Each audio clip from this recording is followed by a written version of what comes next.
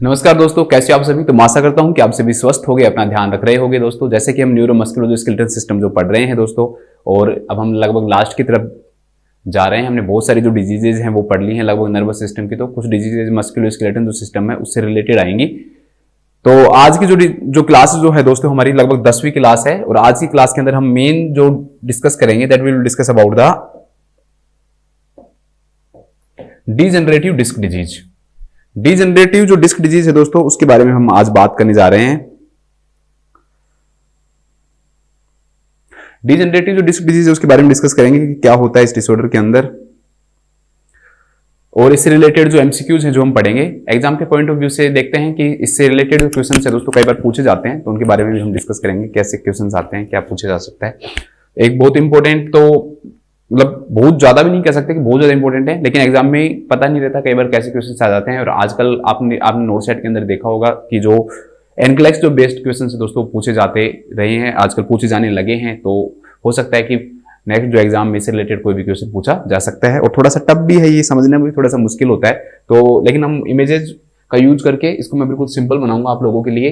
तो हम बात करते हैं दोस्तों कि डीजनरेटिव डिस्क डिजीज में क्या होता है। तो सबसे पहले हमारा जो पहला जो एमसीक्यू है बिना कोई टाइम वेस्ट किए हम शुरू करते हैं। पहला जो क्वेश्चन है दोस्तों वो है विच क्लिनिकल इंडिकेटर, कि कौन सा clinical manifestation does the nurse expect, nurse ये अनुमान लगाएगी, एक्सपेक्ट करेगी to identify when assessing a client admitted with a herniated lumbar disc. दोस्तों एक क्लाइंट का जो लंबर डिस्क है वो हर्निएटेड हो गया है, अभी बताऊंगा मैं आपको, घबराने की जरूरत नहीं है। तो कौन सा क्लिनिकल मैनिफेस्टेशन आएगा, पहला आएगा कि भाई पेन होगा, that will radiate to the hip and leg. इसके अलावा बाउल एंड ब्लैडर जो इनकॉन्टिनेंस है वो होगा कि भाई कंट्रोल खो देगा वो बाउल एंड ब्लैडर का, तो यूरिनरी इनकॉन्टिनेंस या फिर जो फीकल इनकॉन्टिनेंस है वो देखने को मिलेगा। नेक्स्ट दोस्तों पैरालिसिस हो जाएगा दोनों जो लोअर एक्सट्रीमिटीज हैं उनके अंदर। और लास्ट जो है दोस्तों ओवर ग्रोथ होगा tissues on the lower back, कि बैक के जो टिश्यूज है उनके अंदर क्या होने लग जाएगा, ओवर ग्रोथ होने लग जाएगा। तो इसके बारे में हम बात करते हैं क्या है हर्निएटेड लंबर डिस्क। तो ये जो हर्निएटेड लंबर डिस्क है this is the part of degenerative disc disease. तो आज हम डिस्कस करने जा रहे हैं डीजनरेटिव डिस्क डिजीज के बारे में। डीजनरेटिव डिस्क डिजीज, तीनों ही डी आ रहे हैं देखो इसमें, है ना। Degenerative disc disease, D3 disease ऐसे बोलते नहीं है, बट मैं आपको याद करने के लिए बता रहा हूं कि आपको ऐसा आपको याद रह सकती है। तो डीजनरेटिव डिस्क डिजीज क्या है, पहले इसकी हम डेफिनेशन की बात करते हैं। तो इट इज द हर्निएशन और protrusion of the nucleus pulposus. ठीक है, एक टर्म आया है, घबराने की जरूरत नहीं है, आगे आपको अच्छे से समझा दूंगा कि क्या होता है इस टर्म में। न्यूक्लियस जो प्रोपल्सस है दोस्तों उसका क्या हो रहा है, हर्निएशन और प्रोट्रूजन हो रहा है इनटू द स्पाइनल कैनाल और nerve root due to degeneration of intervertebral disc। आपको ऐसा लग रहा होगा कि बहुत बड़ी डेफिनेशन है सर, क्या है ये, बहुत टफ लग रहा है, लेकिन ये बहुत सिंपल है। इसको एकदम सिंपल बना दूंगा आपके लिए। सबसे मेन चीज जो आपके सामने भी आया है, एक जो वर्ड जो आया है दोस्तों वो जो आपको टफ लग रहा होगा वो क्या हो रहा होगा, न्यूक्लियस प्रोपल्सस हो रहा होगा। हर्निएशन का मतलब होता है कि कोई भी चाहे ऑर्गन हो वो जो अपनी साइड को छोड़ता है और दूसरी साइड पे चला जाता है, तो उसे हम किस नाम जानते हैं, हर्निएशन के नाम से। मतलब उसका बाहर निकलना, अपनी जो नेचुरल जो साइड है दोस्तों उससे अगर कोई भी चीज बाहर निकलती है तो उसे हम किस नाम जानते हैं, हर्निएशन के नाम से जानते हैं। और प्रोट्रूजन का मतलब ये होता है बाहर निकलना, ठीक है, प्रोट्रूड होना, बाहर की तरफ निकलना। ऑफ द किसका, न्यूक्लियस प्रोपल्सस का। किसके अंदर हो जाता है ये, स्पाइनल कैनाल या नर्व के अंदर हो जाता है। नर्व जो रूट है उसके अंदर क्या हो जाता है, प्रोट्रूड हो जाता है, अभी समझा दूंगा। तो उसके इसका रीजन क्या होता है दोस्तों कि degeneration of the intervertebral disc. तो सबसे पहली जो चीज मैं आपको समझाऊंगा that we will understand about the intervertebral disc, फिर हम इस डिजीज के बारे में डिस्कस करेंगे। दोस्तों जब हम वर्टिब्रल कॉलम की स्टडी करते हैं, वर्टिब्रल कॉलम पढ़ते हैं हम, शायद मेरुदंड बोलते हैं हिंदी में, क्या बोलते हैं, तो उसमें आप देखते हो कि जो आपकी पीछे की जो रीढ़ की जो हड्डी है उसके बारे में जब हम स्टडी करते हैं दोस्तों, तो उसके अंदर क्या होता है कि वर्टिब्राज होती हैं। क्या होती हैं? वर्टिब्राज होती हैं। जैसे 7 सर्वाइकल वर्टिब्रा हो गई, ठीक है। अब वर्टिब्राज पढ़ते हैं ना, जो हम जब वर्टिब्रल कॉलम पढ़ते हैं, वर्टिब्रल, ये हमारे रीढ़ की हड्डी के बारे में पढ़ते हैं, वर्टिब्रल कॉलम, तो हम पढ़ते हैं कि ये किससे बनी हुई होती है दोस्तों? वर्टिब्रा से बनी हुई होती है। वर्टिब्रा से मिलकर बनी हुई होती है। आपने पढ़ते हो कि भाई 7 सर्वाइकल वर्टिब्रा होती है, 12 थोरेसिक होती है, ठीक है। मैं स्पाइनल नर्व की बात नहीं कर रहा हूं, वर्टिब्रा की बात कर रहा हूं। आप कहोगे कि सर 8 होती हैं, तो 8 स्पाइनल जो नर्व है वो होती है, ठीक है। तो 7 सर्वाइकल वर्टिब्रा होती हैं, 12 जो है थोरेसिक वर्टिब्रा होती है, इसके बाद 5 लंबर वर्टिब्रा होती है, इसके बाद जो सैक्रम होती है 5 और कोकिक्स होती हैं 4, जो कि फ्यूज्ड होती हैं, जो कि क्या होती है? फ्यूज्ड होती है। तो एक ही हम काउंट करते हैं इसको, फ्यूज हो जाती हैं, जुड़ जाती हैं, तो हम जो कोकिक्स वाले उसको हम एक ही क्या करते हैं? काउंट करते हैं। तो ये इस प्रकार से वर्टिब्रल कॉलम किससे बनी हुई होती है दोस्तों? वर्टिब्रा से बनी हुई होती है। जैसे एक वर्टिब्रा ये हो गई, दूसरी वर्टिब्रा, तीसरी वर्टिब्रा, चौथी वर्टिब्रा, 5वीं वर्टिब्रा, 6वीं, ऐसे मान लो कि ये ऐसे वर्टिब्राज हैं। तो जो वर्टिब्रा जो होती है दोस्तों, वो किससे जुड़ी हुई होती है? वो जुड़ी हुई होती है वर्टिब्रल डिस्क के द्वारा, या इंटरवर्टिब्रल डिस्क भी बोलते हैं इसे हम। देखो, इसको समझना, इस डिजीज को समझना है ना, तो आपको एनाटॉमी थोड़ा सा समझना पड़ेगा। तो ये बीच में दोस्तों किसके द्वारा जुड़ी हुई होती है? ये इंटरवर्टिब्रल जो डिस्क है ना दोस्तों, उसके द्वारा जुड़ी हुई होती है ये। तो एक स्ट्रक्चर, 2 चीजें आई हमारे पास। एक स्ट्रक्चर आई दोस्तों हमारे पास वर्टिब्रा, और वर्टिब्रा किसके द्वारा कनेक्टेड होती है? तो ये होती है वर्टिब्रल डिस्क भी बोल देते हैं, या फिर इंटरवर्टिब्रल डिस्क जो है इसका पूरा नाम है, इंटरवर्टिब्रल डिस्क, ठीक है। मैं ये मानता हूं कि कोई भी चीज समझना है ना, तो उसको आपको सिंपल बनाना पड़ेगा। मैं आपको हमेशा एक लाइन हमेशा बोलता हूं, जब भी मैं आप लोगों को पढ़ाता हूं, तो आप लोग हमेशा सुनते होंगे मेरे से एक सेंटेंस कि अगर दिमाग के अंदर कोई भी चीज डालनी है ना, तो उसको सिंपल बनाओ। कॉम्प्लेक्स दिमाग लेता ही नहीं है, फेंक देता है बाहर। रट लोगे 1 मिनट, 2 मिनट, 1 दिन, 2 दिन, 3 दिन याद रहेगा, फिर आप भूल जाओगे उसको, क्योंकि दिमाग कॉम्प्लेक्स चीजों को बाहर निकाल देता है। हमें रटना ही नहीं, हमें समझना है, ठीक है। तो जो इंटरवर्टिब्रल डिस्क है दोस्तों, किसके बीच में पाई जाती है? वर्टिब्राज के बीच में पाई जाती है। अब हमारा जो वेट है, मान लो हम मूवमेंट करते हैं, कोई भी हम मूवमेंट कर रहे हैं, गर्दन का जो मूवमेंट कर रहे हो, जिसके लिए सर्वाइकल वर्टिब्रा रेस्पॉन्सिबल होती है, फिर या और बैक से हम कोई भी मूवमेंट कर रहे हैं दोस्तों, तो ये मूवमेंट करवाने के लिए है ना, सिर्फ वर्टिब्रा से काम थोड़ी चलता है। या फिर जो हमारा मान लो पूरा जो स्कल है उसका जो प्रेशर है, या हम कोई वेट उठा रहे हैं उसका जो प्रेशर है दोस्तों, ये सिर्फ वर्टिब्रा नहीं ले सकती है। तो इसको वेट बियरिंग में कौन हेल्प करती है दोस्तों? इंटरवर्टिब्रल डिस्क क्या करती है? हेल्प करती है। इंटरवर्टिब्रल डिस्क ऐसे होती हैं, अभी और अच्छे से जब इसकी स्ट्रक्चर दिखाऊंगा तब मैं समझाऊंगा आपको, कि जैसे कोई रबड़ होता है ना, उसका नाम न्यूक्लियस प्रोपल्सस क्यों है वो भी हम बात करेंगे, पल्पोसस क्यों है। तो कोई भी चीज है ना, अगर मान लो बिल्कुल ऐसे होती, मतलब कि जैसे कोई रोड होती ऐसी होती, तो बीच में से टूट जाती है जब प्रेशर लगता है, तब ऐसे मुड़ते जब टूट जाती है वो। तो कोई भी चीज मान लो रोड है, टूट जाएगी, वो ब्रेक हो जाएगी। लेकिन हम ऐसे मुड़ रहे हैं, हम नीचे झुक रहे हैं, तो हमें कुछ नहीं हो रहा। क्यों? क्योंकि इनके बीच में क्या है दोस्तों, ये इंटरवर्टिब्रल डिस्क जो है ना, ये रबड़ की तरह काम करती है, ठीक है। ये क्या करती है? रबड़ की तरह काम करती है कि भाई कोई भी प्रेशर पड़ रहा है, आप वेट उठा रहे हो, तो वो क्या हो जाती है? प्रेस हो जाती है। क्या हो जाती है? प्रेस हो जाती है। आगे झुक रहे हो, प्रेस हो जाएगी। तो उसके अंदर उसकी जो स्ट्रक्चर है वही ऐसी होती है, अभी बात करूंगा मैं उसकी, ठीक है। तो पहली चीज हमने क्या समझी कि वर्टिब्रल कॉलम किससे बनी होती है? वर्टिब्रा से। और वर्टिब्रा किससे जुड़ी हुई होती है? इंटरवर्टिब्रल डिस्क से जुड़ी हुई होती है, ठीक है। ये तो मेरा गंदा सा इमेज हो गया। यहां पर हम थोड़ा सा अच्छा सा इमेज दिखा देता हूं आपको।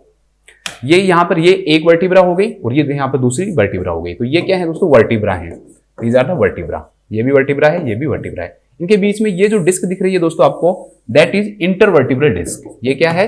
इंटरवर्टिब्रल डिस्क है, वर्टिब्रल डिस्क, इंटरवर्टिब्रल डिस्क है ये। आगे देखो, इमेजेस बहुत काम आएंगे यहां पे, आपको इमेजेस से मैं हर चीज समझा दूंगा। अब हम एक वर्टिब्रा की स्ट्रक्चर देखते हैं, क्योंकि ये काम आएगा हमारे। वर्टिब्रा की जो स्ट्रक्चर है दोस्तों, उसके अंदर 3 चीजें पाई जाती हैं। ये ऐसे कई सारी वर्टिब्राज हैं, एक दूसरे के ऊपर रखी हुई रहती हैं, और इन वर्टिब्राज के द्वारा क्या होता है कि ये बीच में किससे जुड़ी हुई होती है? इंटरवर्टिब्रल डिस्क से जुड़ी हुई होती है। एक वर्टिब्रा को उठा लेते हैं हमने एक जो वर्टिब्रा है दोस्तों उसको उठा लिया। जैसे ये वर्टिब्रा है, तो मैंने मान लो इस वर्टिब्रा को क्या कर लिया? उठा लिया, और इसकी जो इमेज है वो हमारे सामने यहाँ पे आ गई। तो वर्टिब्रा के 3 पार्ट होते हैं, एक बॉडी होता है, एक वर्टिब्रल आर्क होता है, और एक क्या होता है दोस्तों? प्रोसेस होता है, ठीक है। तो यहां पर ये जो स्ट्रक्चर रेड कलर में दिख रही है आपको, ये क्या है? बॉडी है। बीच के अंदर जो स्ट्रक्चर आपको जो दिख रही है दोस्तों, दैट इज वर्टिब्रल आर्क, ठीक है। इसके अंदर पूरा आता है ये, इसके अंदर बीच के अंदर जो फोरामेन से बन रहा है, बीच में गैप बन रहा है जिसके अंदर से जो स्पाइनल कॉर्ड है वो जाती है, ठीक है, ये भी इसके अंदर इंक्लूड है। इसके अलावा ये जो ब्लू में ये दिख रही है पूरी स्ट्रक्चर, ये स्ट्रक्चर भी किसके अंदर शामिल है दोस्तों, आपकी वर्टिब्रल जो आर्क है उसमें शामिल है। अब वर्टिब्रल आर्क के भी दो पार्ट होते हैं, एक तो बीच में इसके अंदर फोरामेन हो गया, ठीक है, ये फोरामेन तो हो गया जो बन रहा है, जिसमें से बीच में से जो स्पाइनल कॉर्ड है वो फोरामेन में से इस प्रकार से जाती है, ऊपर से इस प्रकार से जाती है स्पाइनल कॉर्ड, क्योंकि बीच में गैप होगा तभी तो स्पाइनल कॉर्ड एंटर करेगी ना, तो बिना गैप के तो होगा नहीं, तो वो बोन है वैसे एक दूसरे से जुड़ी हुई रहती हैं, तो स्पाइनल कॉर्ड उनके बीच में से इस प्रकार से जाती है। तो कोई कहे कि भाई कौन सा पार्ट बनाता है इसका, तो ये वाला जो पार्ट है दोस्तों ये क्या कहलाता है, वर्टिब्रल आर्क कहलाता है। वर्टिब्रल जो आर्क है वो इसको बनाता है। फिर इसके बाद में ये क्या आती है दोस्तों, तीसरी क्या आती है इसके अंदर से, ये प्रोसेस आती है। ये क्या आती है आपकी, प्रोसेस आती है। अब इसमें ये चीज और देख लेना, वर्टिब्रल आर्क बहुत काम आएगा आपके, इसलिए मैं बता रहा हूं। वर्टिब्रल जो आर्क है ना उसके दो पार्ट होते हैं, चाहिए ये मत याद रखो कि पेडिकल है, ठीक है, पेडिकल वाला पार्ट जो आप याद मत रखो। देखिए ये छोटी छोटी जो स्ट्रक्चर दिख रही है यहाँ पे, ये पेडिकल है। कौन से कलर से बनाऊं, ठीक है इस कलर से बना देता हूं। ये वाली जो स्ट्रक्चर यहाँ पे छोटी सी जो स्ट्रक्चर दिख रही हैं, दीज आर द पेडिकल्स। ये क्या है, पेडिकल है। और बाकी की ये पूरी जो स्ट्रक्चर यहाँ पर ये दिख रही है दोस्तों, ये क्या है आपके, लेमिना है। ये क्या है, लेमिना, क्योंकि आगे हम सर्जरी पढ़ेंगे लेमिनेक्टोमी। आगे हम क्या पढ़ेंगे दोस्तों, सर्जरी पढ़ेंगे, लेमिनेक्टोमी के बारे में पढ़ेंगे, तब आपको ये काम आएगा। तो आपको ध्यान रखना कि वर्टिब्रल आर्क के दो पार्ट होते हैं, एक लेमिना होता है और एक पेडिकल। पेडिकल कुछ याद मत करो, कोई काम नहीं आएगा, लेकिन आपको लेमिना जरूर पता होना चाहिए। बस इतना सा पता होना चाहिए कि जो वर्टिब्रल जो आर्क है दोस्तों उसका एक पार्ट क्या होता है, लेमिना होता है। तीसरा जो पार्ट होता है दोस्तों, इसका जो तीसरा जो पार्ट होता है दैट इज प्रोसेस। इसके बाद में ये जो ग्रीन कलर से दिख रही है क्या है, प्रोसेस है, जो कि जिसके ऊपर हमारी मसल्स क्या होती है, जुड़ती है।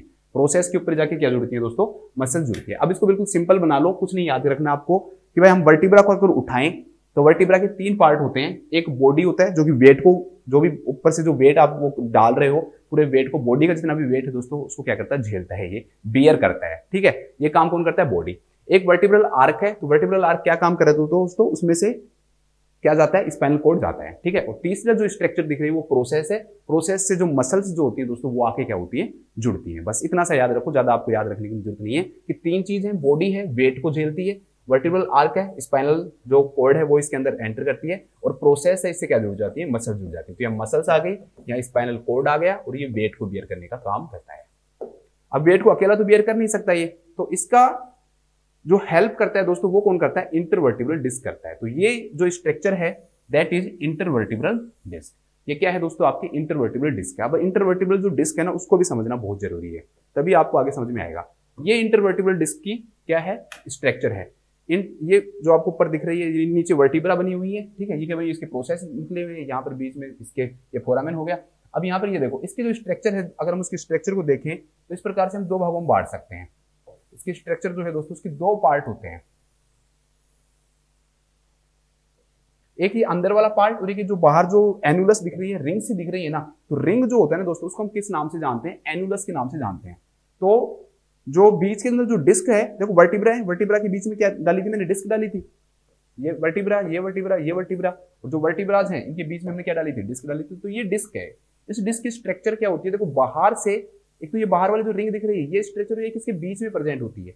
तो बाहर वाली जो रिंग दिख रही है ना, तो उसके दो पार्ट होते हैं। ये रिंग दिख रही होंगी आपको, ये सारी ये रिंग जो होते हैं दोस्तों, इसको हम बोलते हैं एनुलस फाइब्रोसस। इसमें तो डिस्क एनुलस लिखा हुआ है सिर्फ, लेकिन ये पूरा जो कहलाता है एनुलस से फाइब्रोसिस कहलाता है। फाइब्रो कार्टिलेज की बनी हुई होती है, इसलिए इसको हम क्या बोलते हैं, एनुलस फाइब्रोसिस बोलते हैं। अब इसके बीच के अंदर है ना एक जेल भरा हुआ होता है, जेल लाइक स्ट्रक्चर होती है। जो जेल होता है ना, जेल आता है मतलब लिक्विड सा, न सॉफ्ट है न तो वो टूटता है, बिल्कुल ऐसा भी नहीं है कि लिक्विड ही हो कि पानी हो, ऐसा भी नहीं है, और हार्ड भी नहीं है। तो जैसे रबड़ का जो काम करता है ना दोस्तों, वो ये अंदर वाली स्ट्रक्चर करती है। रबड़ का जो काम करती है वो ये अंदर वाली स्ट्रक्चर करती है।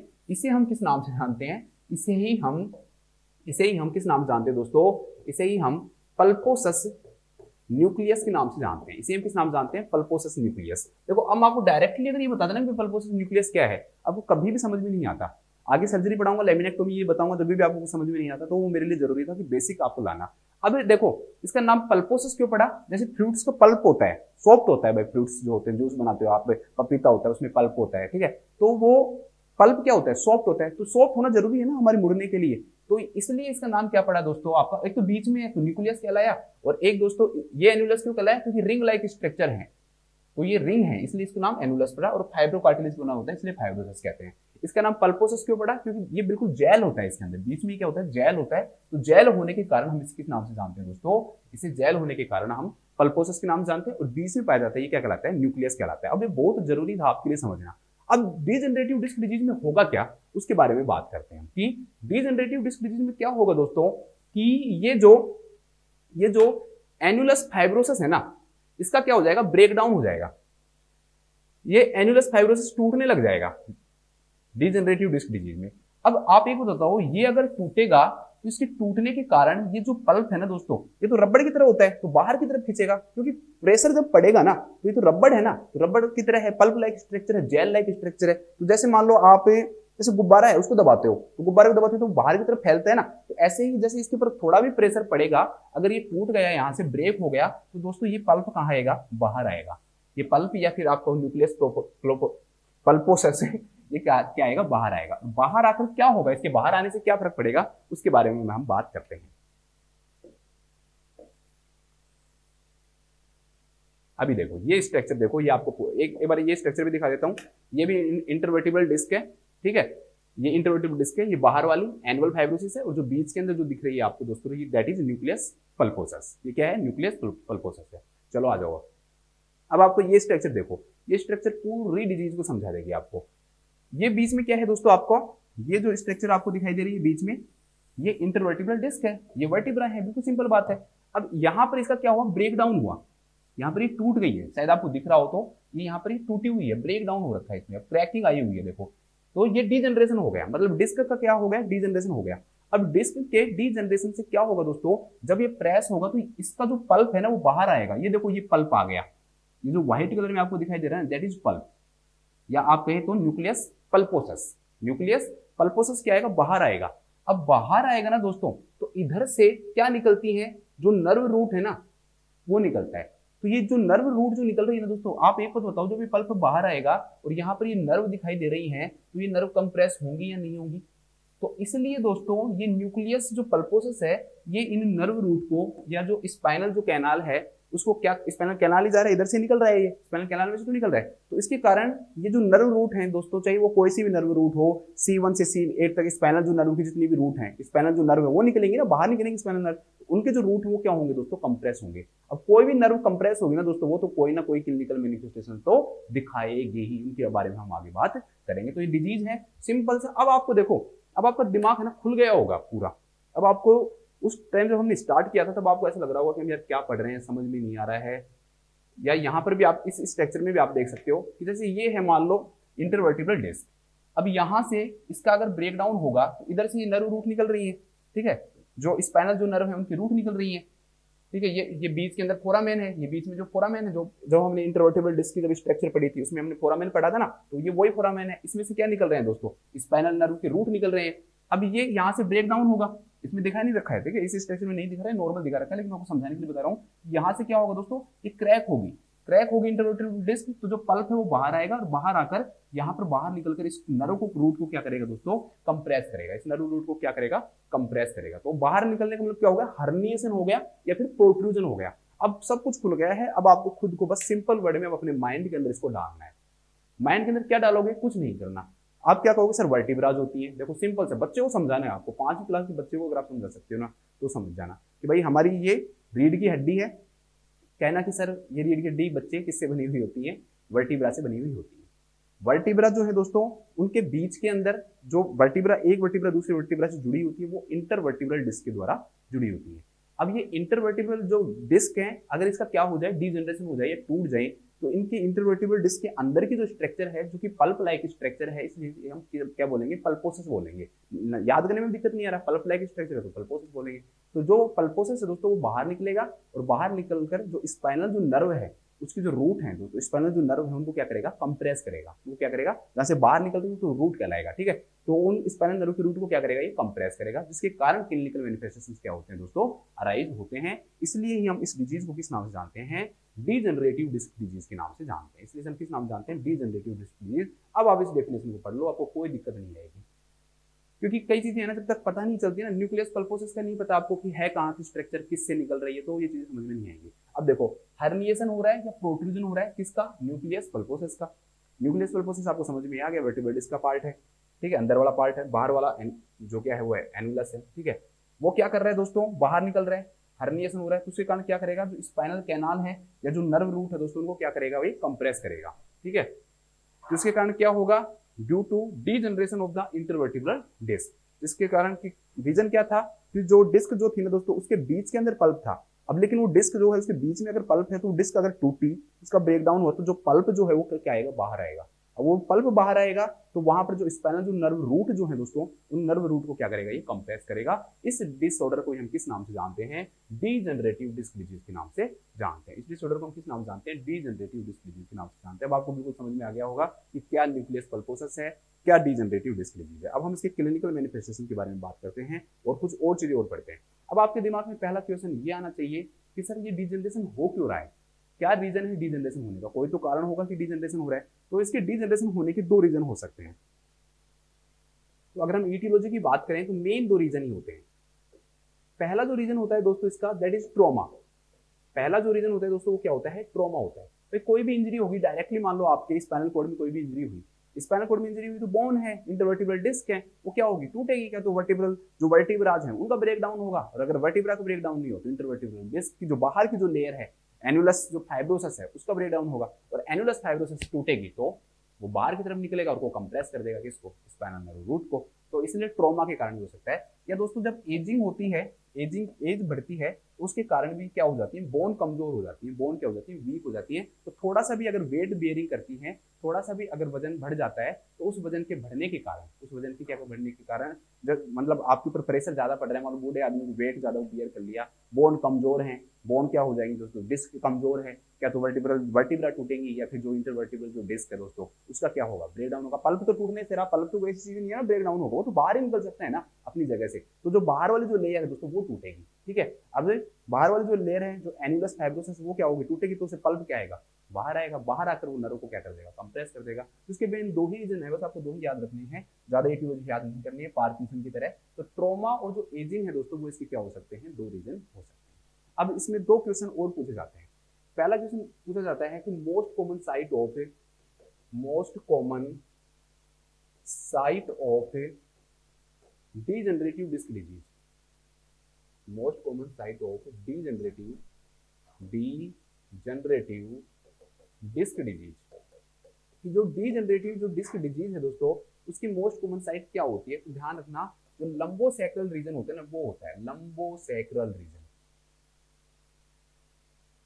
लंबोसैक्रल रीजन, ठीक है। जो लंबोसैक्रल वर्टिब्रा की जो डिस्क होती है, उनका सबसे ज्यादा क्या होता है दोस्तों, ब्रेकडाउन होता है, लंबोसैक्रल रीजन, ठीक है। लंबर वर्टिब्रा जो सैक्रल वर्टिब्रा के बीच में पाए जाने वाली हैं, या लंबर के बीच में भी पाए जाने वाली जो वर्टिब्रा है दोस्तों, उनके बीच में पाए जाने वाली जो इंटरवर्टिब्रल डिस्क है, उसका ब्रेकडाउन होने के चांसेस क्या होते हैं, सबसे ज्यादा होते हैं। तो डीजनरेटिव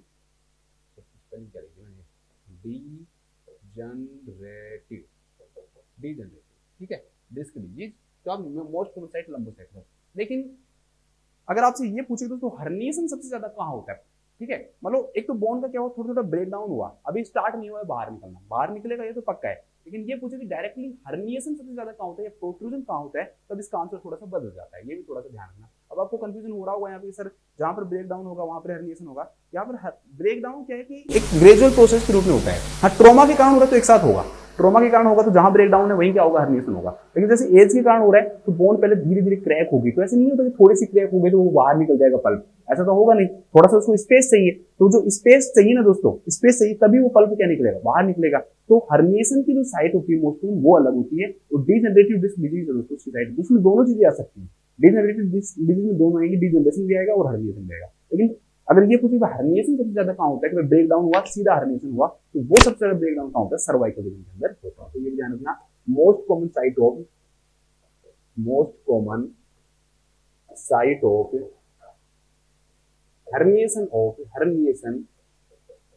और protrusion of vertebral disc।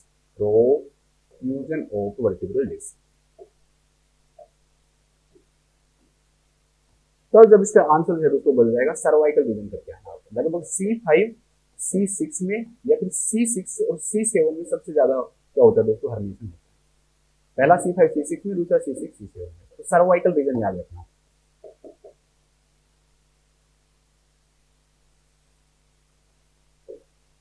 क्योंकि प्रेशर डायरेक्टली यहाँ पड़ता है ना, जब गर्दन के ऊपर सबसे ज्यादा यहाँ डायरेक्टली ट्रोमा होता है, यहाँ पर एजिंग के कारण ज्यादा होता है, इसलिए यहाँ पर डिजनरेशन ज्यादा होता है, यहाँ पर ट्रोमा के कारण होगा तो साथ में क्या होगा, हर्निएशन होगा, इसलिए सर्वाइकल रीजन में ज्यादा होता है हर्निएशन। ठीक है, अब आ जाओ नेक्स्ट, अब हम बात करेंगे दोस्तों इसके क्लिनिकल मैनिफेस्टेशन की।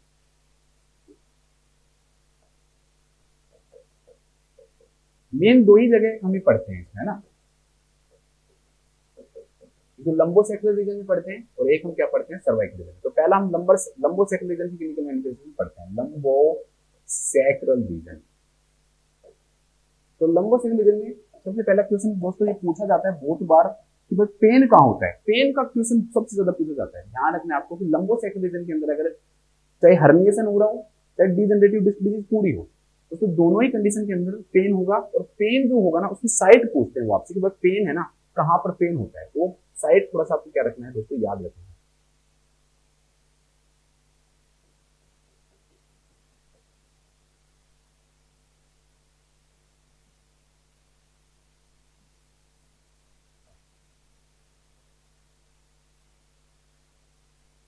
तो पेन कहाँ होगा दोस्तों, लंबोसेक्युलर रीजन में स्टार्ट जहां से होगा pain, that will be back. Pain कहां से स्टार्ट होगा दोस्तों, बैक से स्टार्ट होगा, pain will start from back. Back region से पेन क्या होता है दोस्तों, स्टार्ट होता है। लेकिन बैक से स्टार्ट होगी दोस्तों, ये जो पेन ही रेडिएट होता है, क्या होता है, रेडिएट होता है, और रेडिएट होगी ये पेन कहां जाएगा दोस्तों, आपके बटक्स में जाएगा, और बटक से ये पेन कहां जाएगा दोस्तों, लेग में जाएगा। तो क्वेश्चन किस प्रकार से पूछा जाता है, बस पेन कहां होता है, पहला क्वेश्चन तो आप आंसर क्या दोगे, पेन कहां होता है, बैक में होता है। फिर पेन रेडिएट कहां होता है, कहां से कहां आगे की तरफ जाएगा, फिर बैक से स्टार्ट होगा, और बैक से स्टार्ट होकर ये पेन कहां जाएगा दोस्तों, आपके बटक्स या हिप्स में जाएगा, हिप्स या बटक्स में जाएगा, और बटक्स से रेडिएट होकर कहां जाएगा, लेग में। दो जगह रेडिएट होता है, स्टार्ट कहां से, बैक में, और फिर कहां जाता है दोस्तों, ये बटक्स और लेग में जाता है। पेन जो होता है वो एक्यूट होता है, एकदम से होगा तेज पेन, और दोस्तों जितनी ज्यादा आप एक्टिविटीज करोगे उतना ज्यादा पेन क्या होगा, बढ़ेगा। या हम कहें कि इसके कारण क्या होता है, स्पाइनल जो प्रेशर है ना वो बढ़ता है।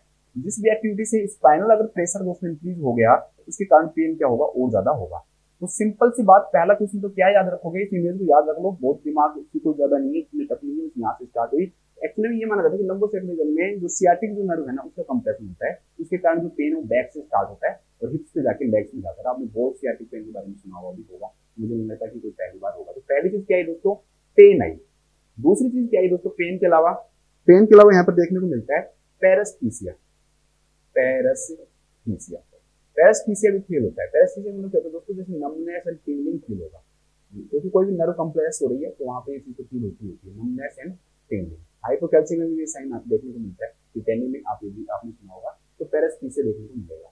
एक जो है दोस्तों वो क्या देखने को मिलेंगे, पेरिफेरल जो रिफ्लेक्सेज है वो क्या हो जाएंगे, डिमिनिश हो जाएंगे। पेरिफेरल जो रिफ्लेक्सेज है वो क्या हो जाएंगे, डिमिनिश हो जाएंगे, क्योंकि जो नर्व है वो रेस्पॉन्सिबल रिफ्लेक्सेज के लिए।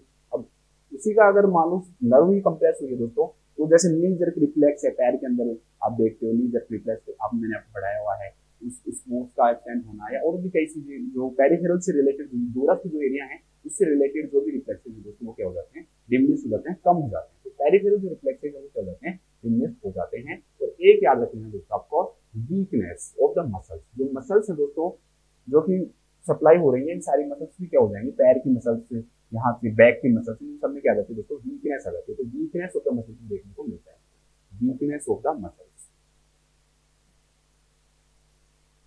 एक और लिखना चाहो तो लिख लो, याद करो तो ठीक है। Pain on affected side, pain on affected side when extended leg is elevated, extended leg is elevated। अब टांग को सीधी करो, जब उसको ऊपर उठाओगे, ठीक है, टांग को बिल्कुल ऐसे सीधी कर लो, अभी दिखाई नहीं देता इसलिए तो अभी टांग बिल्कुल सीधी करो और फिर उसको ऊपर उठाओगे ना, तो इस साइड का होगा, इधर की साइड इधर का पेन होगा, इधर की साइड तो इस साइड की पेन होगा, ठीक है। तो ये भी देखने को मिलता है, तो पेन से रिलेटेड हो गया। मेन है ना तीन सिम्टम, अब याद कैसे करोगे, तो मेन तीन सिम्टम देखने को मिल रहे हैं, एक पेन, एक पैरास्थीसिया, और एक आपको देखने को मिला पेरिफेरल रिफ्लेक्सेस। तो 3 पी हो गए, ऐसे आप इनको याद रख सकते हैं, 3 पी देखने को मिल रहे हैं, एक 3 पी। तो एक मेन जो है ना वीकनेस, तो चलो आप वैसे ही समझोगे, पैरालिसिस नहीं होता, ध्यान रखना, पैरालिसिस लिख के जाओ, मेनली वीकनेस देखने को मिलती है। 3 पी देखने को मिलते हैं, एक पेन देखने को मिला, एक नमनेस एंड टिंगलिंग पैरास्थीसिया देखने को मिला, और एक क्या देखने को मिला, पेरिफेरल रिफ्लेक्सेस है वो देखने को। पेन में 3-4 चीजें पढ़ लेना, जब अफेक्टेड साइड के अंदर जो पेन है वो बढ़ता है, जब लैग को क्या करते हैं दोस्तों, एक्सटेंडेड लैग को ऊपर उठाते हैं तो वो बढ़ता है। दूसरा दोस्तों, जो पेन होता है एक्टिविटी के साथ इंक्रीज होता है, वो एक्यूट पेन होता है, एकदम से पेन होता है, ठीक है। तो ये लंबोसेक्टल रीजन के अंदर अगर हर्निएशन होता है या डिजनरेटिव डिजीज होती है तो ये सिम्टम देखने को मिलते हैं। इसके बाद नेक्स्ट दोस्तों, अगर सर्वाइकल रीजन में होता है, सर्वाइकल रीजन में वैसे इसमें पेन सबसे ज्यादा इंपॉर्टेंट है और कुछ नहीं पढ़ने, तो 2 ही सिम्टम पढ़ेंगे हम। तो जो पेन है दोस्तों वो कहां से स्टार्ट होगा, नेक से स्टार्ट होगा।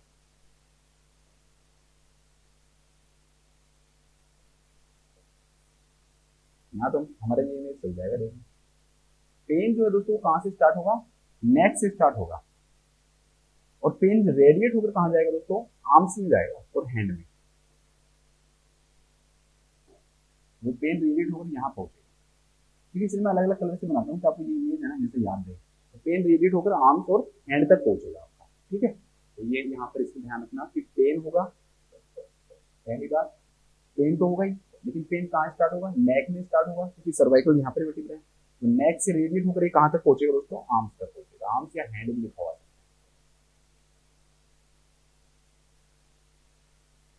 Arm and hand. दूसरा दोस्तों, तो पहला पेन हो गया, पहला सिम्टम क्या आ गया, पेन। बस दूसरा आपको पैरास्थीसिया याद रखना है, और कुछ नहीं याद, पैरास्थीसिया। दूसरा क्या देखने को मिलेगा, पैरास्थीसिया देखने को मिलेगा, नमनेस एंड टिंगलिंग देखने को, ठीक है। इसके अलावा दोस्तों अगर हम इसके डायग्नोस, बस और कुछ नहीं पढ़ना, ज्यादा नहीं है, बस अब खत्म हो गया लगभग। इसके बाद हम दोस्तों डायग्नोस्टिक इवैल्यूएशन के बारे में बात करते हैं थोड़ा सा। डायग्नोस्टिक इवैल्यूएशन ऑफ डिस्क या degenerative disc disease. Degenerative disc disease की अगर हम डायग्नोस्टिक इवैल्यूएशन की बात करें तो बिल्कुल सिंपल है, इसमें कुछ नहीं, 2 चीजें करते हैं हम। क्या तो हम माइलोग्राम करते हैं, मतलब जो स्पाइनल कॉर्ड है उसकी स्टडी करेंगे, तो उसमें हम एक्सरे के थ्रू भी करते हैं ये, या फिर सीटी स्कैन मेनली। इसके अलावा हम एक करते हैं दोस्तों एमआरआई, मैग्नेटिक रेजोनेंस इमेजिंग, ठीक है। तो ये 2 करते हैं, इतना कोई इंपॉर्टेंट है नहीं, ये इससे रिलेटेड क्वेश्चन पूछा भी नहीं जाता है। अब सबसे मेन जो आता है दोस्तों that is nursing management. Nursing जो मैनेजमेंट है वो बहुत इंपॉर्टेंट है इसके लिए। नर्सिंग मैनेजमेंट में सबसे पहला आएगा कि आपको अवॉइड करनी है कुछ एक्टिविटीज को, तो लिखो avoid the activities that increase intraspinal pressure, intraspinal pressure, या फिर पेन भी लिखा हुआ सकता है कि पेन को भी बढ़ाएंगे, क्योंकि इंट्रास्पाइनल प्रेशर बढ़ेगा तो पेन भी बढ़ेगा, क्योंकि ज्यादा जितना प्रेशर होगा उतना जो प्रेशर है जो स्पाइनल नर्व रूट के ऊपर वो उतना ही ज्यादा बढ़ेगा दोस्तों पल्पोसस के द्वारा, ठीक है। तो न्यूक्लियस जो पल्पोसस है वो ज्यादा प्रेशर डालेगी, और ज्यादा प्रेशर डालेगी तो ज्यादा पेन होगा, इसलिए ऐसी एक्टिविटीज को हमें क्या करना है, अवॉइड करना है। अब इसमें कुछ एग्जांपल्स लिख लूं, डायरेक्टली इसमें क्वेश्चंस आते हैं कि क्या क्या चीजें अवॉइड करनी है हमें। तो जैसे हम आईसीपी पढ़ते हैं कि इंट्राक्रेनियल प्रेशर कौन कौन सी एक्टिविटीज में बढ़ता है, लगभग वैसी वैसी एक्टिविटीज यहाँ पे भी आएंगी, ठीक है। तो जैसे दोस्तों कफिंग जो है उसे हम अवॉइड करेंगे, तो अवॉइड द कफिंग या स्नीजिंग,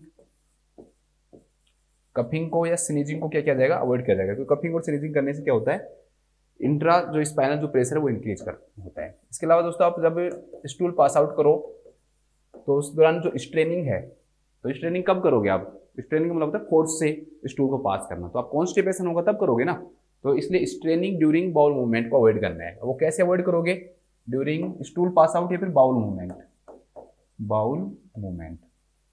अब वो आप कैसे करोगे दोस्तों, भाई आपको प्रिवेंट द कॉन्स्टिपेशन, आपको कॉन्स्टिपेशन नहीं होने देना है, तो प्रिवेंट द कॉन्स्टिपेशन। अब कॉन्स्टिपेशन को प्रिवेंट करने के लिए क्या करोगे आप, फ्लूइड दोगे, और क्या दोगे, फाइबर्स दोगे, fluid and high fibre diet, high fibre diet, बस इतना ध्यान रखना।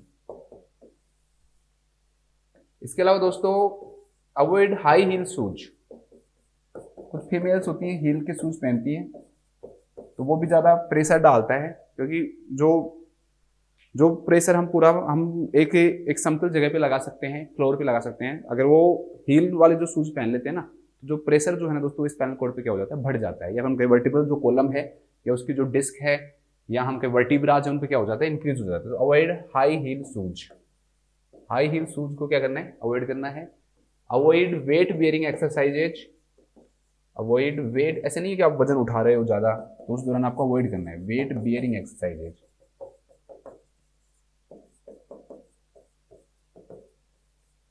वेट गेन को भी अवॉइड करना है, अवॉइड वेट गेन, वेट या बॉडी वेट गेन लिख लो ताकि आप इसको समझ सको अच्छे से। जो बॉडी वेट गेन उसको भी क्या करना है, अवॉइड करना है।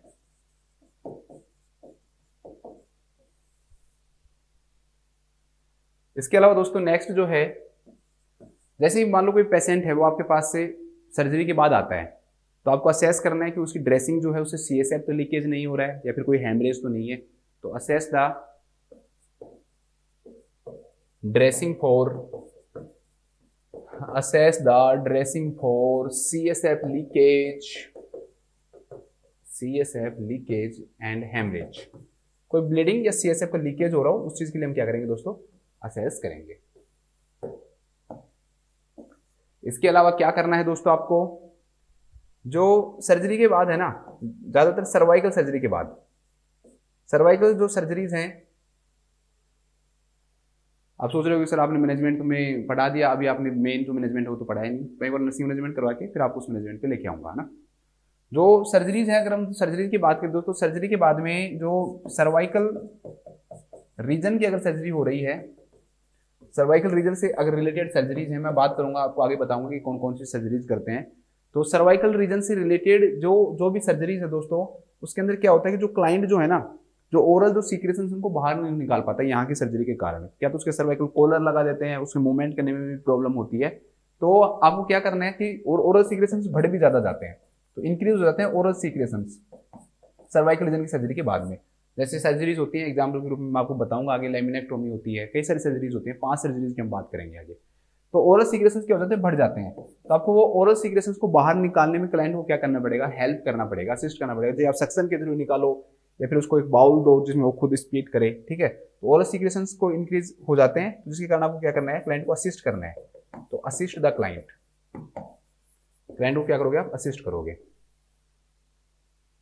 इसके अलावा दोस्तों सर्जरी के बाद assess the patient for, assess the patient for motor and sensory function, motor and sensory function. मान लो कि कई बार क्या होता है कि जो नर्व रूट है, मान लो दोस्तों आप सर्जरी कर रहे हो, नर्व रूट के अंदर इंजरी हो जाए, तो हो सकता है कि मोटर फंक्शंस लॉस हो जाएं, सेंसरी जो फंक्शंस हैं वो लॉस हो जाएं, तो उनको भी आपको क्या करना पड़ेगा, पेशेंट के अंदर असेस करना पड़ेगा। अगर आपको क्लाइंट की पोजीशन चेंज करनी है दोस्तों, तो आपको क्या करना पड़ेगा, लॉग रोल करना पड़ेगा। Reposition the client by log rolling, reposition the client by log rolling. Log rolling में क्या होता है दोस्तों, जैसे क्लाइंट है ना, ये पेशेंट है आपका, तो इसको आपको ऐसा नहीं है कि आपको एकदम से इस पेशेंट को आपने, इसकी पोजीशन को आपने चेंज कर दिया। तो इसके अंदर क्या होता है कि मिनिमम 3% की क्या होती है, रिक्वायरमेंट होती है। कभी हम और अच्छे से मैं इमेज लेके आऊंगा तब आपको और ज्यादा समझाऊंगा। तो 3 लोगों में से एक जो पर्सन है ना, वो हेड को बिल्कुल न्यूट्रल रखेगा कि भाई इसकी पोजीशन में कोई दिक्कत नहीं आए। 2 जो पर्सन होंगे दोस्तों वो यहाँ खड़े होंगे, एक यहाँ खड़ा रहेगा, एक यहाँ खड़ा रहेगा, और वो हाथ को इस प्रकार से लगाएंगे, ठीक है। एक जैसे एक पर्सन ये है, दूसरा पर्सन ये है, तो जो पर्सन है वो हाथ को ऐसे रखेगा, दूसरा पर्सन भी ऐसे रखेगा, लेकिन ऐसे अंदर से रखता है, ठीक है। मतलब एक पर्सन का हाथ, फिर उस जो दूसरे पर्सन का हाथ आता है, फिर उसका हाथ आता है, फिर इस प्रकार से चारों के हाथ आते हैं। आप एक बार इमेज देखकर आप इसको समझ सकते हो, या मैं आपको अगली कहीं भी आगे आएगा जब स्पाइनल कॉर्ड इंजरी पढ़ेंगे ना, तो मैं आपको इमेज से अच्छे से समझाऊंगा। अभी सिर्फ आप ये समझो कि पोजीशन को डायरेक्ट क्लाइंट को पोजीशन चेंज नहीं करवानी है। अगर आपको क्लाइंट की जो पोजीशन करवानी है तो चेंज, तो वो किसके द्वारा करवाओगे, आप लॉग रोलिंग के द्वारा करवाओगे। तो reposition the client by log rolling, ये भी आपको थोड़ा सा ध्यान रखना है। इसके अलावा avoid the flexion of head, avoid the flexion of head after cervical region surgery, mainly after cervical region surgery. वैसे तो दोनों में करते हैं मेनली, लेकिन सर्वाइकल रीजन सर्जरी में ज्यादा ध्यान रखा जाता है। वैसे भी सर्वाइकल कॉलर दे देते हैं, सर्वाइकल जो रीजन है दोस्तों, उसकी अगर सर्जरी हो गई तो उसकी सर्जरी के बाद में आपको क्या करना है, ऐसे नहीं कि वो हेड को अगर जो फ्लेक्शन करता है तो दोस्तों उसके कारण भी इंटरेस्ट पैनल जो प्रेशर हो क्या होता है, इंक्रीज होता है। तो हम उसके लिए भी क्या करते हैं, क्लाइंट को अवॉइड करवाते हैं कि आपको भाई ऐसी चीजें नहीं करनी है, ठीक है। इसके अलावा teach the client that pain will disappear gradually, pain will disappear gradually after surgery. ऐसे नहीं है कि भाई सर्जरी के बाद में आपने कहा कि अगले दिन मेरा पेन खत्म हो जाए, पेशेंट को ये पढ़ा दिया, तो ये चीजें गलत हैं, ठीक है। तो सर्जरी के बाद में आपको क्लाइंट को पढ़ाना है कि पेन होगा आपको, लेकिन धीरे धीरे जाएगा ये। ऐसे नहीं कि सर्जरी के आप अगले दिन मुझे ये कहने लग जाओ। कई बार तो पेन इंक्रीज भी हो जाता है क्योंकि एडिमा हो जाती है, तो उससे पेन इंक्रीज होता है, धीरे धीरे एडिमा रिजोल्व होती है, तो फिर क्लाइंट का पेन क्या होता है, खत्म होता है, ठीक है। तो आपको ये पढ़ाना है कि पेन होगा, लेकिन आपको थोड़ा सा धीरे धीरे आपका जो पेन हो क्या होगा, दूर होगा, ठीक है। तो ये बस बहुत है, और कुछ मैनेजमेंट्स आएंगे तो जो एमसीक्यूज है दोस्तों उसके थ्रू हम कर लेंगे, ठीक है। अब इसके बाद मैं आपको मेन मैनेजमेंट पढ़ाता हूँ। अब नर्सिंग मैनेजमेंट के बाद में हम बात करते हैं मेडिकल एंड सर्जिकल मैनेजमेंट की। मेडिकल मैनेजमेंट में कुछ ज़्यादा नहीं है, कुछ नहीं पढ़ना आपको इतना। एक तो आपको क्या रखना है याद दोस्तों कि मेडिकल मैनेजमेंट के अंदर आपको NSAID देना है क्लाइंट को, non steroid anti inflammatory drug. कई बार यहाँ पर एडिमा हो जाती है, इन्फ्लेमेशन हो जाता है, तो वो उस चीज़ को रोकता है। जैसे एग्जाम्पल के रूप में आइबुप्रोफेन देते हैं, आइबुप्रोफेन। इसके अलावा आपको याद रखना कि क्लाइंट को मसल रिलैक्सेंट हो देते हैं, मसल रिलैक्सेंट, क्योंकि स्पाज्म आ जाता है, मान लो मसल्स के अंदर खिंचाव आता है, तो उससे मसल रिलैक्सेंट भी क्या करते हैं, हेल्प करते हैं। इसके बाद हम मेन सर्जिकल मैनेजमेंट है उसके बारे में बात करते हैं थोड़ा सा। सर्जिकल मैनेजमेंट, अगर हम दोस्तों सर्जिकल मैनेजमेंट की बात करें तो सर्जिकल मैनेजमेंट के अंदर 5 सर्जरीज हम पढ़ेंगे। पहली जो सर्जरी है दैट इज लेमिनोटोमी, दूसरी जो सर्जरी है दैट इज लेमिनेक्टोमी, तीसरी जो सर्जरी है दैट इज डिसेक्टोमी, चौथी जो सर्जरी है दैट इज माइक्रोस्कोपिक डिसेक्टोमी,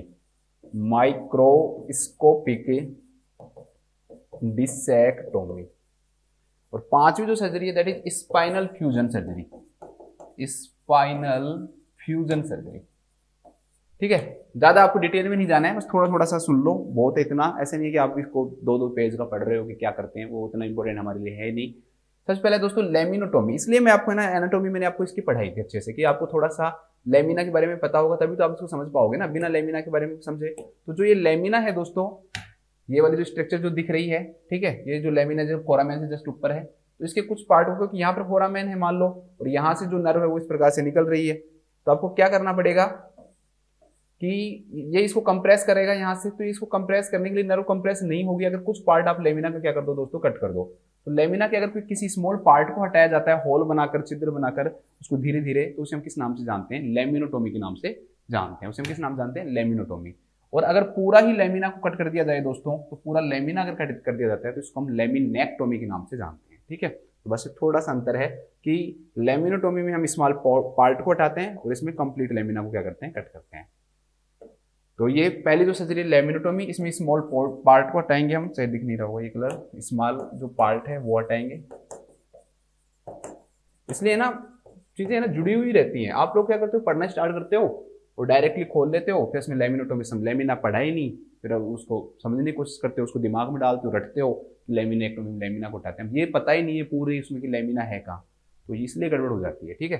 इसके बाद लेमिनेक्टोमी है, तो इसमें थोड़ा सा मतलब कि एंटायर लेमिना को भी हटाया जा सकता है इसमें, या बड़े पार्ट को हटाया जाता है। इसके बाद 2 सर्जरी है, सेम ही है ये, डिसेक्टोमी और माइक्रोस्कोपिक डिसेक्टोमी। डिसेक्टोमी क्या होता है, तो वर्टिब्रल जो डिस्क है ना उसके कुछ पार्ट को क्या किया जाता है, कट किया जाता है। या फिर दोस्तों जो पल्पोसस है जो उसको कंप्रेस कर रहा है, उस पल्पोसस को रिमूव करेंगे हम। तो उस सर्जरी को हम डिसेक्टोमी के नाम से जानते हैं। बस डिसेक्टोमी और माइक्रो डिसेक्टोमी में यही अंतर है, डिसेक्टोमी के अंदर जो इंसिजन जो बनाया जाता है ना, वो थोड़ा सा बड़ा इंसिजन बनाया जाता है, जबकि माइक्रोस्कोपिक में हम क्या करते हैं, जो कैमरा है उसका यूज करते हैं, एंडोस्कोप का यूज करते हैं, और वो पहले कैमरे को डालेंगे अंदर, फिर छोटा सा होल बना के, छोटा सा इंसिजन बना के, फिर हम क्या करते हैं, डिस्क को कट करते हैं। तो इसे हम किस नाम जानते हैं, माइक्रोस्कोपिक डिसेक्टोमी के नाम से जानते हैं। या अगर थोड़ा सा जो होल है वो बड़ा बनाया जाए तो उसे हम किस नाम जानते हैं, डिसेक्टोमी के नाम जानते हैं, ज्यादा पढ़ना नहीं है। स्पाइनल फ्यूजन अगर हम सर्जरी की बात करें दोस्तों, तो स्पाइनल जो फ्यूजन सर्जरी है ये तब की जाती है कि जब दो या दो से ज्यादा जो डिस्क हैं वो इन्वॉल्व हो, ठीक है। जैसे मान लो दो लंबर वर्टिब्रा या दो लंबर जो इंटरवर्टिब्रल डिस्क है वो इन्वॉल्व हो, या तो मान लो एक एक होता है तो एक में तो कोई दिक्कत नहीं आती, तो दो में जब दिक्कत आती है ना तो उन दोनों डिस्क को क्या कर दिया जाता है, फ्यूज कर दिया जाता है, दोनों वर्टिब्रा को फ्यूज कर दिया जाता है। तो इसे हम किस नाम से जानते हैं, स्पाइनल फ्यूजन के नाम से जानते हैं, ठीक है। तो fusion of vertebra, two vertebra, बस नाम नाम याद रख देना कि भाई पूछ ले कि स्पाइनल फ्यूजन सर्जरी किसमें की जाती है, लेमिनोटोमी किसमें की जाती है, लेमिनेक्टोमी किसमें की जाती है, डिसेक्टोमी किसमें की जाती है, और माइक्रोस्कोपिक डिसेक्टोमी किसमें की जाती है। तो बस इतना आपको थोड़ा सा इसमें ध्यान रखना पड़ेगा। अब हम बात करते हैं नेक्स्ट, ये सर्वाइकल कॉलर हो ही गया। जो अगर सर्वाइकल जो सर्जरी है या फिर सर्वाइकल अगर इंजरी भी हो जाए तो हम सर्वाइकल कॉलर का यूज करते हैं कि ज्यादा मूवमेंट नहीं हो और ज्यादा इंजरी और ज्यादा न बढ़े, तो इसे सर्वाइकल कॉलर या नेक ब्रेस कहते हैं। और नेक्स्ट जो है दोस्तों, जो लंबर अगर सर्जरी है, लंबोसेक्रल अगर रीजन में है तो फिर बैक ब्रेसेज का यूज करते हैं। यहाँ पर बेल्ट को पहन लेते हैं, वो बैक ब्रेसेज है। अब हम क्वेश्चंस पे आते हैं एक एक करके। तो पहला जो क्वेश्चन है हमारे सामने कि विच क्लिनिकल इंडिकेटर, एक बच्चा कह रहा था सर दिखता नहीं है तो मैं थोड़ा सा हटूंगा। Which clinical indicator does the nurse expect to identify when assessing a client admitted with a herniated lumbar disc. कि आप क्या क्लिनिकल मैनिफेस्टेशन करोगे एक क्लाइंट के अंदर जब आपने ये आइडेंटिफाई कर लिया कि उस क्लाइंट के अंदर क्या हो रहा है दोस्तों, हर्निएटेड लंबर डिस्क है। ध्यान रखना लंबर डिस्क है। तो पहले दे रखा है पेन, हाँ पेन होगा, इसमें दे नहीं रखा कि भाई बैक पेन होता है। तो मैंने आपको अच्छे से पढ़ाया हुआ है कि पेन जो होता है दोस्तों कौन सी कैटेगरी का होता है, बैक पेन होता है, जो कहां तक रेडिएट होता है, that radiate to the hip and leg. तो ये बिल्कुल सही है, इस ऑप्शन में कहीं भी कोई भी गलती नहीं है, तो ये बिल्कुल क्या हो गया, ठीक हो गया। नेक्स्ट है दोस्तों बाउल एंड ब्लैडर इनकॉन्टिनेंस। यहाँ पर बाउल और ब्लैडर जो इनकॉन्टिनेंस है वो देखने को नहीं मिलता है डिजनरेटिव डिस्क डिजीज में। पैरालाइसिस नहीं मिलेगा, अगर मिलेगा भी तो आपको पैरालिसिस मिल सकता है, वीकनेस मिल सकती है, तो पैरालाइसिस देखने को नहीं मिलता है, ठीक है। और ये तो बिल्कुल ही गलत है कि over growth of the tissue on the lower back, कि बैक के अंदर जो टिश्यूज है ना उनकी ओवर ग्रोथ हो जाती है। तो यहाँ पर ये बिल्कुल क्या हो जाएगा दोस्तों, गलत हो जाएगा। तो राइट आंसर क्या आएगा आपका, pain radiating to the hip and leg. तो लिखो हर्निएटेड लंबर डिस्क में, हर्निएटेड लंबर डिस्क के क्लाइंट में, हर्निएटेड लंबर डिस्क के क्लाइंट में back pain that radiate to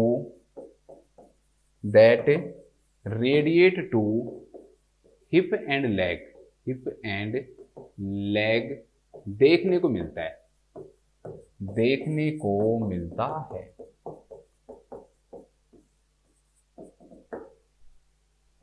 इसके बाद में हम नेक्स्ट क्वेश्चन देखते हैं। अब सारे क्वेश्चंस हो जाएंगे आपके, बस बहुत छोटी क्लास है ये, इतनी बड़ी क्लास नहीं है।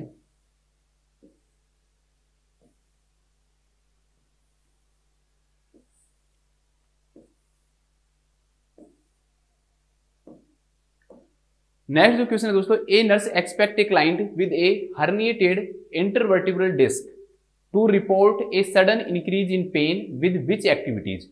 ठीक है, एक नर्स से एक्सपेक्ट करेगी क्लाइंट को क्या हो रहा है दोस्तों, उसको लग रहा है कि इस क्लाइंट को क्या हो रहा है, हर्निएटेड इंटरवर्टिब्रल डिस्क है। कहां का है ये नहीं दे रखा है।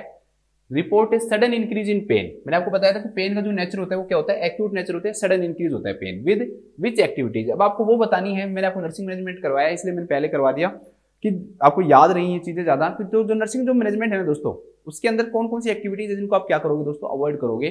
तो पहला दे रखा है कफिंग और sneezing, select all the apply वाला क्वेश्चन है, तो एक से ज्यादा जो आंसर आएंगे इसमें। ये क्वेश्चन अब मुझे अच्छे लगने लग गए क्योंकि इनसे नॉलेज है ना आपको अच्छी मिलती है और आपको सिलेक्ट करने के चांसेस मिलते हैं कि क्या क्या चीजें होती हैं क्या नहीं होती हैं, और ये चीजें याद भी जल्दी हो जाती हैं। तो पहला दे रखा है दोस्तों कफिंग और जो स्नीजिंग उसको अवॉइड करोगे, तो बिल्कुल सही है। कफिंग और स्नीजिंग को क्या किया जाता है, अवॉइड किया जाता है। सेकंड है sitting on cold surface, cold surface पे नहीं बैठा जाता। वैसे आपको मैं बता दूं इसके ट्रीटमेंट के अंदर हॉट और जो कोल्ड जो एप्लीकेशंस है ना, दोनों एप्लीकेशंस क्या की जाती हैं, यूज की जाती हैं। ये भी आप ध्यान रख सकते हो कि हॉट एंड कोल्ड दोनों जो एप्लीकेशंस है दोस्तों वो यूज की जाती हैं। थर्ड दे रखा है स्टैंडिंग फॉर एक्सटेंडेड पीरियड, कि एक्सटेंडेड पीरियड के लिए आप खड़े रहोगे ना दोस्तों तो आपको पेन होगा। ये बात बिल्कुल सही है, लेकिन यहाँ पर आंसर ये नहीं आएगा क्योंकि ये किसी भी पर्सन को हो सकता है, जरूरी नहीं उनको, हाँ चलो उनको भी होगा तो भी ग्रेजुअल होगा, ये सडन नहीं होगा कि भाई एकदम से आप खड़े रहे हो तो आपको पेन होने लग जाएगा। तो जो ये पेन जो होता है वो जितना लंबा टाइम तक पर्सन जो खड़ा रहता है दोस्तों उस हिसाब से उसको पेन होता है। तो ये वाला कैसे देखने को मिलता है, ग्रेजुअल देखने को मिलता है, ग्रेजुअल न कि सडन। नेक्स्ट देखा lying supine while flexing the knees, ये चीज ध्यान रखना इस बात का कि इंटरस्पाइनल जो प्रेशर है ना दोस्तों, नीज को जब फ्लेक्स करते हैं ना तो वो कम होता है, ये थोड़ा सा ध्यान रख लेना कि lying supine while flexing the knees. तो ये जो चीज है ना दोस्तों, ये क्या काम करेगी, तो कफिंग और जो स्नीजिंग है वो इंक्रीज करती है पेन को। सिटिंग ऑन कोल्ड सरफेस से कोई फर्क नहीं पड़ेगा, स्टैंडिंग फॉर एक्सटेंडेड पीरियड से कोई फर्क नहीं पड़ेगा, lying supine while flexing the knee से पेन जो है ना इंक्रीज नहीं होगा, इससे पेन के डिक्रीज होने के चांसेस होते हैं। तो ये भी गलत हो गया ऑप्शन। ठीक है, मैंने आपको बताया कि नीज के फ्लेक्शन से इंट्रा स्पाइनल जो प्रेशर है वो कम देखने को मिलता है, इसलिए पेन क्या होता है, कम होता है। ठीक है, तो ये भी नहीं आएगा। लास्ट जो है straining when having a bowel movement, जब आप स्टूल पास आउट कर रहे हो उस दौरान अगर आप स्ट्रेनिंग कर रहे हो दोस्तों, तो उसके कारण भी आपको क्या होगा, सडन इंक्रीज हो सकता है पेन के अंदर। ठीक है, तो इसके जो राइट आंसर हो जाएंगे that would be first and fifth, coughing और sneezing and straining when having a bowel movement. तो लिख लो, लिखो, हर्निएटेड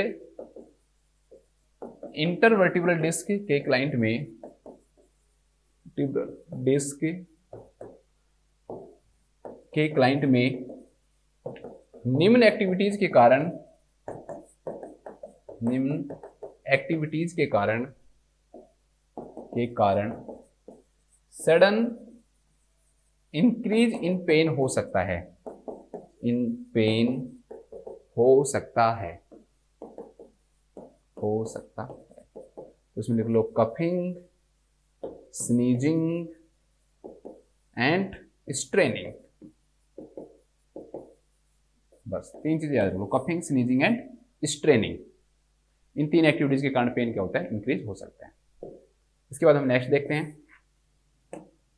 नेक्स्ट जो क्वेश्चन है दोस्तों कि for which clinical indicator should the nurse assess a client who just had a microdiscectomy. एक क्लाइंट है दोस्तों, उसको क्या हुआ है, माइक्रोडिसेक्टोमी हुआ है। तो कौन सा ऐसा क्लिनिकल इंडिकेटर है जो नर्स को क्या करना चाहिए दोस्तों, असेस करना चाहिए for a herniated lumbar disc. किसी भी क्लाइंट को हर्निएटेड लंबर डिस्क मान लो था और आपको उसकी सर्जरी कर दी, आपने माइक्रोडिसेक्टोमी कर दी, तो आप क्या चीज असेस करोगे। तो मैंने आपको बताया था कि सर्जरी के बाद में आपको क्या चीज असेस करनी, मैंने आपको बता रखा है ये चीज। पहले दोस्तों सेरेब्रल एडिमा, तो स्पाइनल सर्जरी में सेरेब्रल एडिमा देखने को नहीं मिलती है कोई भी। ठीक है, यहाँ वाली जो सर्जरीज हैं, माइक्रोडिसेक्टोमी हो, चाहे लेमिनोटोमी हो, लेमिनेक्टोमी हो, स्पाइनल फ्यूजन हो, ठीक है, डिसेक्टोमी हो या माइक्रोडिसेक्टोमी हो, किसी भी सर्जरी में सेरेब्रल एडिमा देखने को नहीं मिलता है। सेंसरी लॉस इन लेग्स, मैंने आपको पहले बताया दोस्तों कि ये जो सर्जरीज हैं, इन सर्जरीज के अंदर आप दो चीजों को ध्यान रखोगे कि मोटार और जो सेंसरी, दोनों लॉस क्या करोगे दोस्तों, असेस करोगे। क्यों, क्योंकि जो नर्व रूट है वो क्या हो सकते हैं, इन्वॉल्व हो सकते हैं, जिनके कारण loss of sensory and mortar loss हो सकता है। आपको आते हैं वैसे असेस करना है कि कहीं उसके अंदर मोटार और जो सेंसरी लॉस तो नहीं हो गए। तो अभी तक ये राइट आंसर है। स्पाज्म ऑफ द ब्लैडर देखने को नहीं मिलता है। Pain refer to the flanks, flank तक जो पेन है वो रेफर्ड होगा इस रीजन तक, तो वो भी देखने को नहीं मिलता है। तो राइट जो आंसर होगा that will B sensory loss in legs. तो लिख लो, लिख लो माइक्रोडिसेक्टोमी के बाद कोई भी सर्जरी दे चाहे वो, ठीक है, यहां तो तुमने बता दिया भाई माइक्रोडिसेक्टोमी है, और कोई भी सर्जरी होगी तो भी यही ध्यान रखना है। तो देखो माइक्रोडिसेक्टोमी के बाद क्लाइंट में motor and sensory function assess करने चाहिए, motor and sensory functions assess करने चाहिए, असेस करने चाहिए। इसके बाद नेक्स्ट क्वेश्चन देखते हैं। नेक्स्ट क्वेश्चन की what should the nurse include in the plan of care for a client who just had a posterior lumbar laminectomy. ठीक है, मैंने आपको लेमिनेक्टोमी बता रखा है, पोस्टीरियर लंबर लेमिनेक्टोमी है, तो पोस्टीरियर जो रीजन है वर्टिब्रा का वहां पर उसको इन्वॉल्व करता है। तो इतना डिटेल में जाने की जरूरत नहीं है, सिर्फ इतना याद रखो कि क्लाइंट लंबर लेमिनेक्टोमी का है। तो जो नर्स है दोस्तों प्लान ऑफ केयर में क्या इंक्लूड करेगी। पहला दे रखा कि भाई क्लाइंट को कहेगी कि आपको ज्यादा से ज्यादा कपिंग करनी है। सेकंड क्या करेगी कि भाई क्लाइंट को जब भी रिपोजिशन करना होगा तो लॉग रोलिंग का यूज किया जाएगा। थर्ड है दोस्तों assess the client for indications of peritonitis के इंडिकेशंस के लिए असेस करेगी कहीं से कि जो पेरिटोनियम जो लेयर है उसके अंदर क्या नहीं हो गया, इन्फ्लामेशन तो नहीं हो गया है। या instruct the client to bend the knees when turning, कि आप बेंड करो नीज को जब भी आप क्या करो, टर्न करो। ठीक है, पहली चीज देखो दोस्तों कि जो क्लाइंट है उसको हम कपिंग के लिए कभी भी इंक्रीज नहीं करते हैं, कपिंग के कारण और ज्यादा पेन हो सकता है, और ज्यादा इंट्रास्पाइनल जो प्रेशर है दोस्तों वो बढ़ सकता है। ठीक है, चौथा जो ऑप्शन वो दे रखा है instead the client to bend, सिर्फ नीज जो है ना दोस्तों उस इंट्रास्पाइनल प्रेशर तो कम हो जाएगा, लेकिन जो सर्जरी वाला जो रीजन है ना उसके तो इंजरी होने के जो चांसेस जो होते हैं ना, जो सर्जिकल जो साइट है, इसलिए दोस्तों नीज को बेंड करवा के भी हम टर्न नहीं करते हैं, हम न्यूट्रल पोजीशन में टर्न करते हैं। क्लाइंट के हेड को एक आदमी फिक्स रखेगा, दो जो होंगे वो क्या काम करेंगे, उसको लॉग रोल करवाएंगे एक साइड में, इस प्रकार से करेंगे। दो लोग ऐसे, जैसे वो लेटा हुआ है सीधा सुपाइन, तो उसको इस प्रकार से किया जाएगा दो लोगों के द्वारा, ठीक है। तो इसलिए रिपोजिशन करते समय हम लॉग रोलिंग का यूज करते हैं। सिर्फ दिस इज नॉट इनफ। हो सकता है कि आप कहोगे सर बैंड करने से इंट्रास्पाइनल प्रेशर कम हो गया, तो वो तो कम हो गया, लेकिन हेड का ध्यान रखना जरूरी है, ठीक है। इसके अलावा जो सर्जिकल जो साइट है वहां का भी ध्यान रखना जरूरी है, तो वो चीजें तो नहीं कर पाएगा ना, नहीं, ठीक है। तो इसलिए ये गलत हो जाएगा। और नेक्स्ट है पेरिटोनाइटिस, तो देखने को ही नहीं मिलता, तो यहाँ पर इस ऑप्शन का तो कोई लेना देना भी नहीं है, तो लिख लो।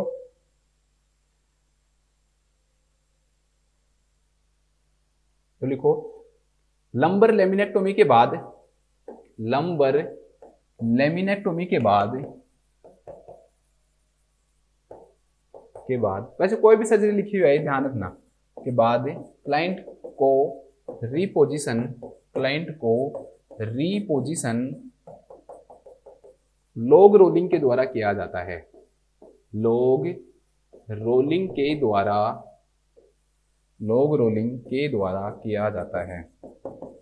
लॉग रोलिंग के द्वारा किया जाता है, ठीक है। ये थोड़ा सा ध्यान रखना। बस अब एक क्वेश्चन हो रहा है, फिर खत्म है क्लास। छोटी क्लास आज हमारी, इतनी बड़ी क्लास नहीं है।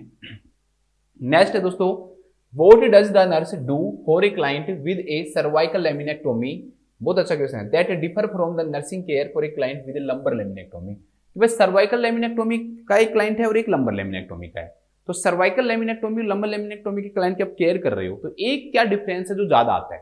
तो मैंने आपको दोस्तों ये बताया हुआ भी है, पढ़ाया हुआ भी है। पहला ऑप्शन ही मिल गया हमें, assist with the removal of oral secretions. मैंने आपको बताया था दोस्तों कि जो सर्वाइकल सर्जरी के जो क्लाइंट होते हैं ना, सर्वाइकल सर्जरीज के क्लाइंट के अंदर दोस्तों सीक्रेशंस जो होते हैं वो क्या होते हैं, ज्यादा होते हैं। और जो क्लाइंट है यहाँ की सर्जरी होने के कारण उनको रिमूव भी नहीं कर पाता है, इसलिए नर्स उनको क्या करनी चाहिए दोस्तों, असिस्ट करना चाहिए।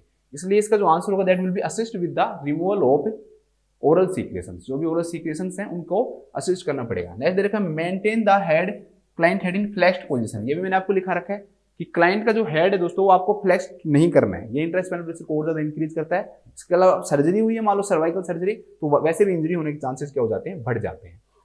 Elevate the head of the bed to a 45 degree, 45 degree के एंगल तक अगर हेड को एलिवेट किया जाता है तो बहुत गलत है। थोड़ा बहुत 10 से 15 डिग्री आप क्या कर सकते हो, एलिवेट कर सकते हो, लेकिन इतना ज्यादा एलिवेट करना क्या है दोस्तों, बिल्कुल गलत है। Provide range of motion exercises early during the post operative period, बिल्कुल बेड रेस्ट दिया जाता है। जैसे अर्ली पोस्ट पीरियड होता है दोस्तों, उसमें क्लाइंट को बिल्कुल, जब हम सोचो कि उसकी पोजीशन, जब हम उसको रिपोजिशन कर रहे हैं ना, तभी भी हम लॉग रोलिंग का यूज कर रहे हैं, तो कहां पर उसको हम एक्टिविटीज करवाएंगे इतनी। तो स्टार्टिंग में क्या किया जाता है, इसको बेड रेस्ट दिया जाता है, और बाद के अंदर हम क्या करते हैं दोस्तों, उसका फिजियोथेरेपी या जो एक्टिविटीज है वो क्या करवाते हैं, स्टार्ट करवाते हैं। तो ये भी गलत है कि आप स्टार्टिंग के अंदर ही उसको एक्सरसाइज करवा दो, रेंज ऑफ मोशन एक्सरसाइजेज, ताकि उसकी इंजरी हो जाए, ठीक है। तो ये भी क्या हो जाएगा दोस्तों, गलत हो जाएगा। तो राइट आंसर क्या हो जाएगा, assist with the removal of oral secretions. तो लिखो सर्वाइकल लेमिनेक्टोमी के क्लाइंट में, सर्वाइकल लेमिनेक्टोमी के बाद ओरल सीक्रेशंस इंक्रीज हो जाते हैं, ओरल सीक्रेशंस इंक्रीज हो जाते हैं, इसलिए नर्स को सीक्रेशंस को बाहर निकालने में असिस्ट करना चाहिए, सीक्रेशंस को बाहर निकालने में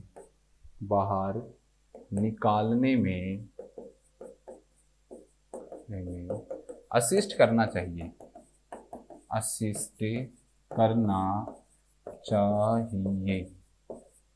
असिस्ट करना चाहिए, ठीक है। छोटी सी क्लास है, अगली जो क्लास होगी वो बहुत अच्छी क्लास होगी। हमें स्पाइनल कॉर्ड जो इंजरी है उससे रिलेटेड क्वेश्चंस के बारे में बात करेंगे। एक बार जल्दी से रिवाइज करवा देता हूँ कि सर्वाइकल लेमिनेक्टोमी और इसमें क्या अंतर है। तो अभी बताया assist with the removal of the secretions ज्यादा करना पड़ता है सर्वाइकल में, जो कि लंबे में नहीं किया जाता है इतना, ठीक है। कौन कौन सी एक्टिविटीज हैं दोस्तों क्लाइंट के अंदर, that include in the plan of care, जो इंक्लूड करनी चाहिए for just had post lumbar laminectomy. तो आपको क्या करना है, इंक्लूड भाई, इनकरेज नहीं करना, अवॉइड करना है, हाँ रिपोजिशन करना है आपको क्लाइंट को, ये आप क्या करोगे, इसके अंदर इंक्लूड करोगे। तो राइट आंसर सेकंड हो जाएगा, reposition the client by log rolling. इसके बाद नेक्स्ट क्वेश्चन है दोस्तों कि माइक्रोडिसेक्टोमी के बाद आप क्या चेक करोगे, तो सेंसरियन जो मोटार जो फंक्शन है दैट विल बी असेस्ड, वो क्लाइंट में क्या करेंगे दोस्तों, असेस करेंगे। इसके बाद नेक्स्ट क्वेश्चन है कि हर्निएटेड इंटरवर्टिब्रल डिस्क का क्लाइंट है, तो उसके अंदर कौन कौन सी ऐसी एक्टिविटीज हैं जो पेन को सडन इंक्रीज कर सकती हैं? तो कफिंग है, स्नीजिंग है, स्ट्रेनिंग है जब बाउल मूवमेंट कर रहा है उस दौरान। ठीक है, इसके बाद पहला जो क्वेश्चन है वो तो मैंने आपको अच्छे से करवा ही दिया है बिल्कुल कि क्या आइडेंटिफाई करोगे आप लंबर डिस्क के पेन में? तो बैक पेन होगा, that will be radiate to the hip and back. बहुत छोटी सी क्लास थी, मैं आशा करता हूँ कि आप लोगों को समझ में आया होगा। अगला जो टॉपिक है बहुत इंपॉर्टेंट है। अगली जो क्लास होगी सबसे ज्यादा इंपॉर्टेंट क्लास होगी हमारी आज तक की, जिसमें हम स्पाइनल जो कॉर्ड जो इंजरी है दोस्तों, उससे रिलेटेड जो एमसीक्यूज उनके बारे में पढ़ेंगे। तो सभी अपना ध्यान रखें, स्वस्थ रहें, खुश रहें। Thank you so much.